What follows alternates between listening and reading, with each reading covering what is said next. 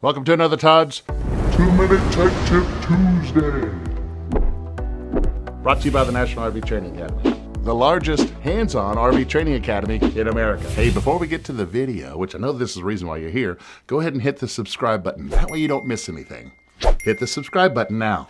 Thank you. Now, back to our Tech Tip Tuesday. Hey, this week I'm going to Todd, before we get started, scoot over a little bit, I want to tell you about RV Unplugged Season 2. Now, Todd and I and the team have been working on this for a long time, and it is coming out May 29th this month. So there's going to be a live watch party on YouTube. You can go online with the cast and chat with them during episode 1. It's going to be awesome. We have a 4-time Emmy Award-winning production company that put it together for us. So this is going to be great. It's going to be a great season, and NRVTA is a sponsor of RV Unplugged Season 2. So you got to check it out. We put the trailer at the end of this video. There's a link in the description. And all right, back to your tech tip. Here you go, Todd. give you some personal opinions on traveling advice for your RV. Now, no way is this going to be exhaustive. These are just things that I have learned over the years of RVing that I'm going to suggest to you. And by the way, if you'd like to throw in a few suggestions yourself, go ahead and do in the comments. So let's talk about, as you're already traveling, some traveling tips. First and foremost, I like to travel in comfort. And whenever I finally get to the site, I want my RV to already be comfortable. For those of you with the motor coach, you may or may not know this, but if you have a motor coach, you can go ahead and run your house ACs to kind of help keep that RV cool while you're going down the road. Because we all know, traveling in the sun, that dash AC simply isn't going to help out. So yes, you can. For those of you with an inverter large enough to run the AC or a generator, in both cases, for those of you with the towable, if you have an onboard generator, guess what? You can travel down the road with that on as well, right? Having the AC on and keeping your food cool. Now, another traveling advice, personal opinion, but also, I think, a very educated one. Please don't be traveling down the road with your propane on, okay? Now, I know a lot of you think, okay, it's absolutely legal. And matter of fact, it is, except for in 2 locations where you can't, in tunnels or at gas stations. But don't travel down the road with your propane on, especially for the refrigerator. If you have an absorption-style refrigerator, that is an open flame, and that is just a cause for disaster. Now, if you have an onboard generator that runs on propane, and the only thing you're running on propane is the onboard generator, guess what? You can drive down the road with the propane on because that's an internal combustion engine. So it's no less safe than, of course, your vehicle traveling down the road. It's literally have to do, when I say don't travel down the road with the propane on, is the water heater, right? A tanked water heater, and that silly refrigerator, okay? So what do we do, Todd? Because I know that a lot of you ask that. What do we do with that? Well, there's a lot of things that you can do. Take out the meats and dairy and put it in the freezer. The freezer just simply becomes an ice box while you're going down the road, and it extends the time. Actually, it's going to get your food cooler. Another thing you could do is take solid objects out of the freezer, meat that's been frozen, a gallon, 3/4 of a gallon of water, freeze that. You can take that and put it in the refrigerator. Of course, you can ride down the road with your generator on, keeping the refrigerator cool, inverter if you have one, or just do some adjustments with the food inside your refrigerator. Get this stuff out that is going to go really bad, stick that in the freezer. So, it'll extend it by 6 to 7 hours. Between stops, if you have a generator between stops, it may prolong your stop. Run the generator for a little bit, run it for an hour or so, get that refrigerator back in action before you take off. Take your time, okay? And I will say this, and I'm not one of those, but for a lot of you, take your time when you're traveling down the road. You don't have to get there so fast. Enjoy the journey. Now, while you're enjoying the journey, look at the road in front of you. Have you ever noticed that whenever you see a dark spot on the road, you hit a dip? Now, if you are towing, in other words, you have a vehicle or an RV connected to your vehicle while you're going down the road, one thing I would suggest, when you see that dark spot in the road, cover your brakes. You don't have to hit them, but let off the gas, right? What's going to happen is as you hit that, your truck or vehicle, whatever you have, is going to hit that dip first, and then just a second later, the RV is going to hit it. Well, that's what causes the chucking and surging. Well, if you're on the gas and you're pulling this way, well, this is what you get out of time. If you cover your brakes, right, and you hit, you're going to slow down some of that, right, that chucking and surging. From there, if you have a brake boost, go ahead and cover the brake boost. Do not hit your brakes at this point when you're hitting the brake boost. If you are towing and you hit the brake boost, what will happen is the brakes on the trailer will pull back, and separate the truck and the trailer, right? And that will take away that chucking and surging. And then, of course, once the chucking and surging goes away, you can travel down the road.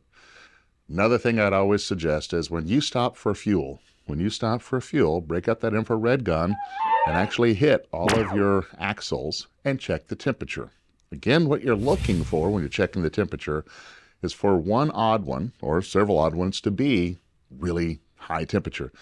Now, typically in the summer, if you hit the asphalt, you're going to get a given temperature, 110, 120 degrees. You would expect your axles, right, the spindle in your axles to roughly have that same temperature, maybe a little bit more. What you don't want to see is 160, 180, 190 degrees on that spindle and that axle, right? Infrared gun, bam, while you're fueling, okay? If you do have a situation where one of those axles or spindles is unreasonably warm, okay, I would suggest your travel day just stopped, okay? You need to take care of that. Now, if you do have a Zerk fitting, you can go ahead and put some more grease in there and temporarily get back, but that's kind of the way we look at that. That's an emergency, right? Depending on how far your travel is, right, that's the one place where all that friction takes place. Your spindle, where the wheel is spinning around, right, if it is not lubed properly, it's going to get really, really hot. All right, number one reason for fires, okay, is around that axle, between brakes and that spindle, okay? So go ahead and just take care of that before you go on down the road. One more thing I want to talk about is your water system, right? Your holding tanks. I'm the type that says you do not drive down the road heavy. What do I mean by heavy? Fill them all the way up, okay? One, that's less economical. It's going to cost more in fuel to get there. But two, depending on the type of RV you have, let's say you have a towable, it was not built for that tank to be completely full. If you have a 100-gallon tank, that's over 800 pounds that you're adding to that RV, and those straps trying to hold that in there. Yes, it is okay to have some water in there because you got to stop for restroom breaks, get water, whatever there may be. Okay. Now, I know I get a lot of pushback from you full-timers or you people who live off grid. Well, what am I going to do when I get, from point A to point B? Okay. And I would suggest, I understand this, my opinions, is before you get there, find some locations where you can get water. Guys, there's apps all over the place that help you with this kind of stuff, right? Where you can dump, where you can add fresh water, most of the time for free. So check those out. Speaking of apps, one thing I want to talk about as well is don't extend your journey too long, okay?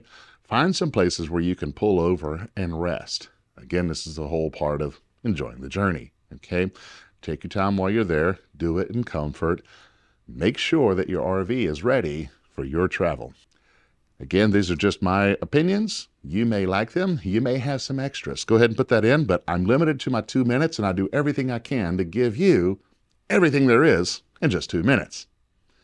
And there's your tech tip. All right, before you get to the bloopers, which is why you're here in the first place, the RV industry needs thousands of RV technicians and inspectors, and now is the perfect time to do that.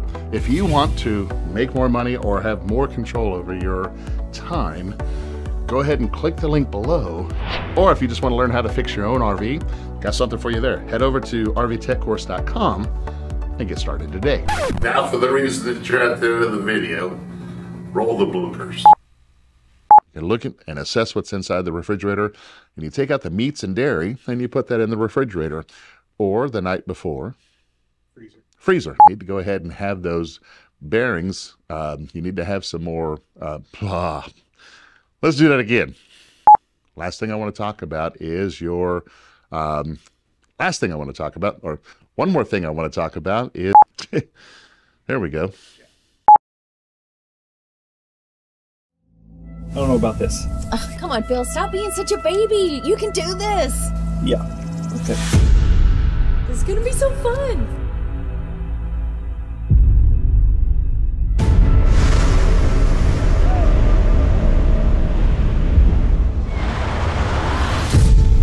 You said you wanted more twists.